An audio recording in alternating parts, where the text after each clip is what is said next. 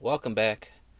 What I have here in front of you is a review of the Rhino Wave. One thing I want to say, for each of these figures I am going to have a custom prop that's going to follow up the video that comes up from the review. So let's just get into the packaging, see how it looks, and then we'll get into the articulation of the figure.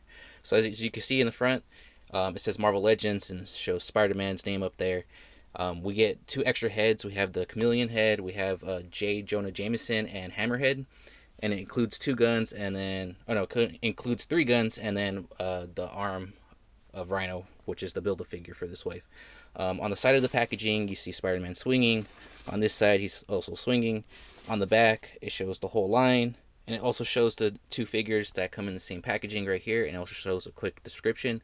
If you want to read it, pause it now, and let's just get into the figure right now. Alright, here we have him out of package. Just at first glance, he seems like a really good figure. It's a really good suited body. I'm pretty sure this one's different. I could tell already from the tie from the Agent Coulson body, which is a nice change to have different colors and different variations of a suited body that we could use. He has pretty good sculpt all the way around. There's really good sculpting of buttons and pockets and collars on this body.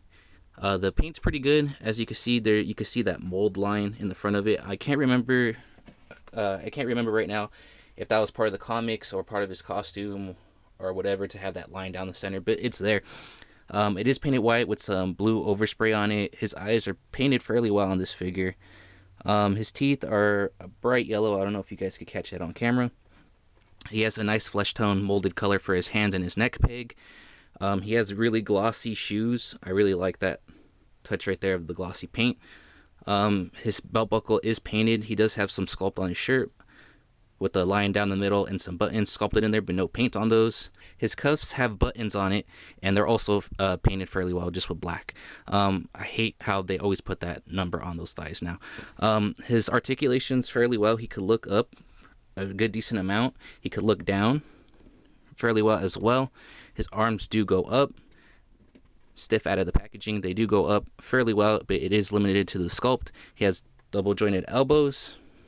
He does have a wrist swivel and a wrist hinge. That works pretty well. His arms do rotate all the way around. He does have an ab crunch, which is kind of limited to the sculpt because it just looks like his jacket's blowing into the wind. He doesn't have very good articulation in the ab crunch going backwards, though. He does have a waist swivel.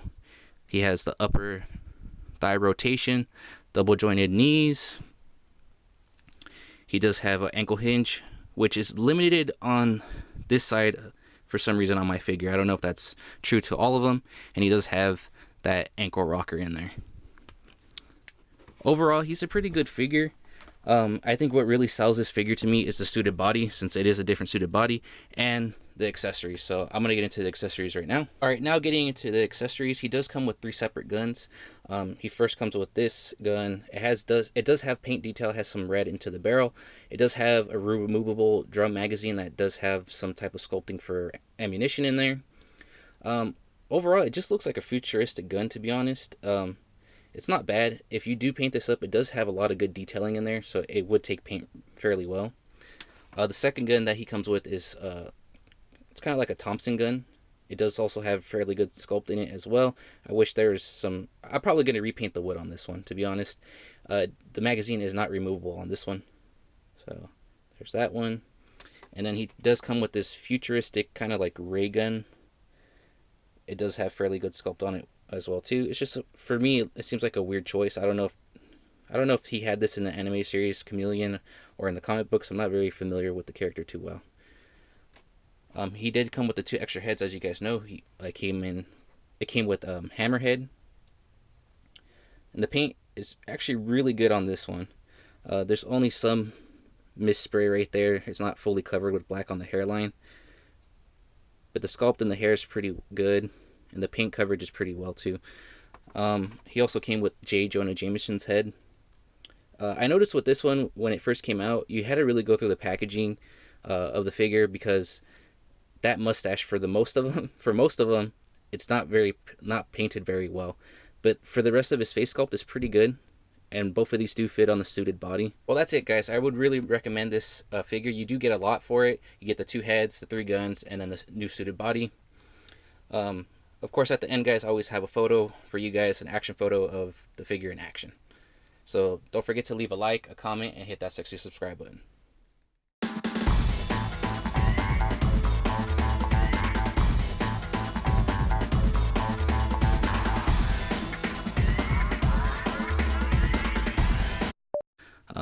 It's fairly. Oh, he has his cuffs.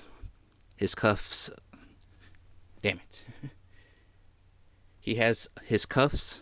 Have fuck.